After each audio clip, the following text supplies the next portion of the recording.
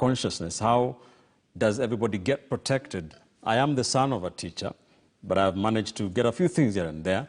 How will I be protected from a few hooligans who might be about, who might call me dynasty just because of what I have, as an example, in this discussion? Thanks, Ben. I think what I want to say is nobody puts in an application to be born into this or that family or this or that ethnicity.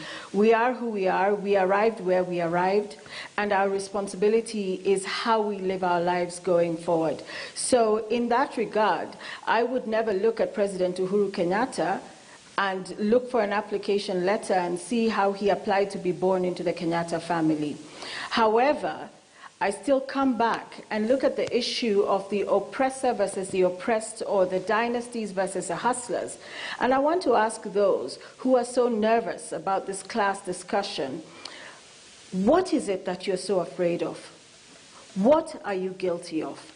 You see, it has nothing to do with where you were born, but what you do with what you have and how you continue to utilize it to advance the rights, the welfare of all people, or to protect a specific area of capital, political or otherwise, that you feel belongs to you and a small group of people in perpetuity. I use myself as an example. I'm a Kalenjin. I'm vilified daily because by virtue of being Kalenjin, I'm obviously, supposedly, a supporter of the hustler narrative and the hustler group and so on and so forth. Nobody has ever digged or had an opportunity to think a little bit about what it means to be a Kalenjin who is not necessarily aligned with the hustler narrative or with the dynasty narrative, but is rather just a hard-working Kenyan trying to survive.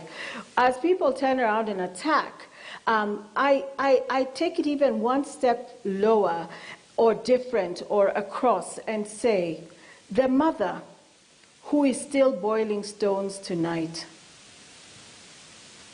who may be Kalenjin or Giriama or Maasai or Somali, or Luo, or Luya, boiling stones so that her children can fall asleep to the sound of rattling things in water, so that she does not have to tell them there's no food ready, there's no food available, I don't have money to feed you. These debates that we are having here on national TV, what do they mean to her? She never applied to be born where she was born, but she is disenfranchised, she is poor, she has no access to social safety nets.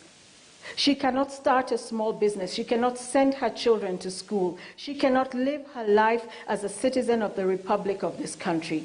And the minute we take away our high-level debates about dynasty, ethnicity, poverty, wealth, I'm this business person, that business person, and we bring it down to the ordinary Mwananchi, who all they want to do is live a decent life, feed their children, have access to health care, have access to credit, have access to dignity, then perhaps our discussion and conversation will change.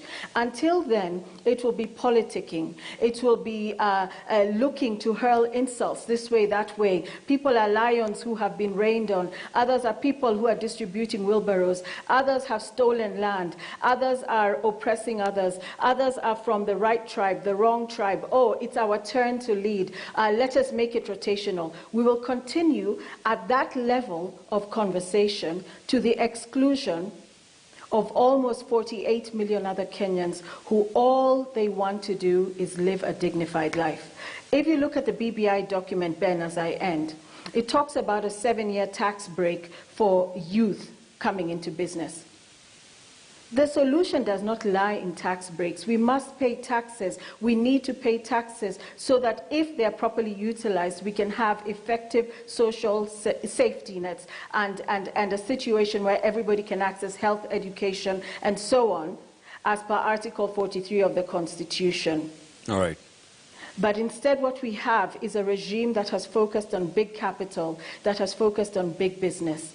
And so even if we were to go in a policy direction that began to look at what we need to do, we need to shift the conversation away from this formal wage employment space and big capital and big business to small capital, small business. Let's take it down to that Kadogo level. Let's elevate the lives. Let's meet one another halfway. Kenya should be a good, safe, and prosperous place for all people, no matter where you were born, no matter whether you're dynasty, no matter whether you're a hustler. And this is the conversation we shall have, and the policy discussions shall follow. Otherwise, we shall exist permanently in the realm of politicking and backstabbing, and the woman will still be boiling stones 10 years down the road. Thank you. Very quickly, Prof, as you give us your closing remarks, what would be your advice to the leaders of both sides of this political divide